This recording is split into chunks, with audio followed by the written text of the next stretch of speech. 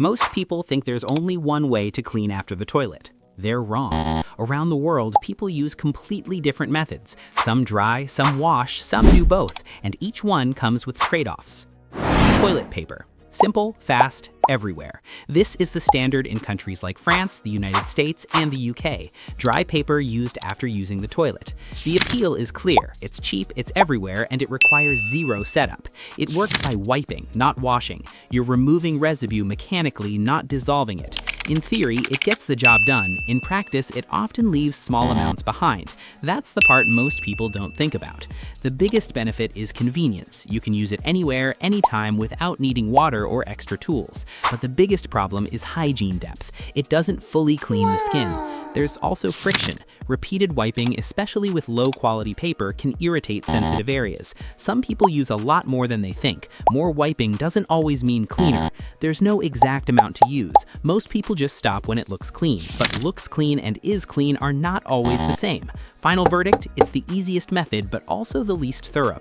Water and toilet paper. The hybrid approach. Very common in countries like Morocco, Egypt, Saudi Arabia, and across many Muslim communities. Water first, paper second. Water removes residue instead of just moving it around. That changes everything. In theory, water removes more. In practice, it usually does. That's why many people who switch to this method don't go back. The biggest benefit is a deeper clean, less friction, less irritation. It also feels fresher. That's a big reason people prefer it. But the real danger is technique. Too much pressure or poor drying can cause discomfort. And if drying isn't done properly, moisture can lead to irritation. Final verdict, balanced, practical, and significantly cleaner than paper alone. Bidet. Old school, but very effective. Common in Italy, Spain, Portugal, and parts of Europe. This is a separate fixture designed specifically for washing after using the toilet. You move from the toilet to the bidet, then wash with water. It's slower, but more controlled. In theory, this gives you a very thorough clean. In practice, it does. The biggest benefit is hygiene quality. You're actually washing, not wiping. There's also less irritation compared to dry methods. But the biggest problem is convenience. It takes time, it requires space, and many modern homes don't include one anymore. That's why its popularity is slowly decreasing in some regions. Still, in homes that have it, it's used daily. Final verdict, very clean, but not always practical. Handheld bidet sprayer. Precise, direct, powerful. Widely used in Southeast Asia, the Middle East, and many modern bathrooms worldwide. This is a small hose attached near the toilet. The appeal is control. You aim exactly where needed. It works like a targeted water stream. In theory, it's efficient. In practice, it's one of the most effective methods available. It's also faster than a traditional bidet. But the real danger is pressure. Too strong and it becomes uncomfortable. Too weak and it's not effective. Finding the right balance matters. Final verdict, highly effective, efficient, and one of the best modern options. Bucket and water mug. Simple, reliable, traditional. Very common in India, Pakistan, Bangladesh, and nearby regions. This method uses a bucket of water and a small container to pour water manually.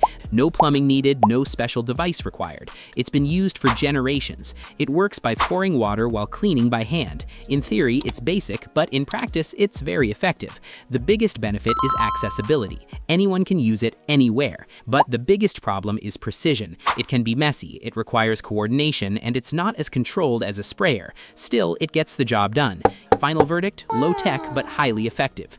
Japanese washlet. High-tech hygiene. Popular in Japan and spreading west. This is a smart toilet seat with built-in water spray, often with drying features.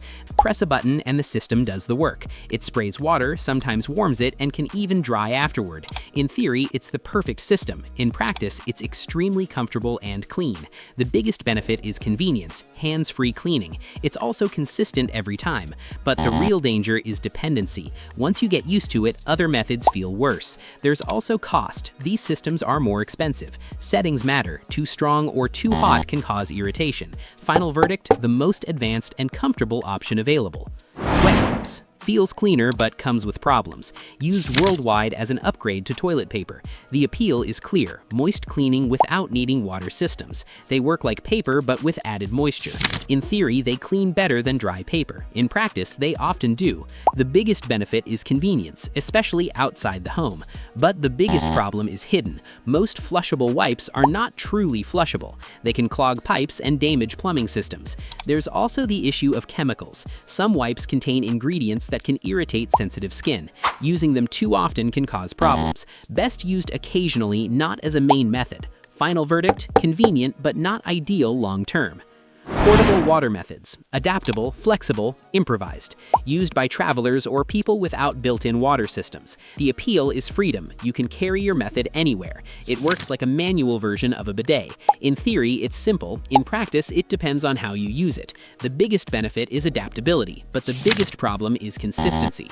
Water flow, control, and convenience vary. Still, it's often better than relying on paper alone. Final verdict: not perfect, but very useful when needed.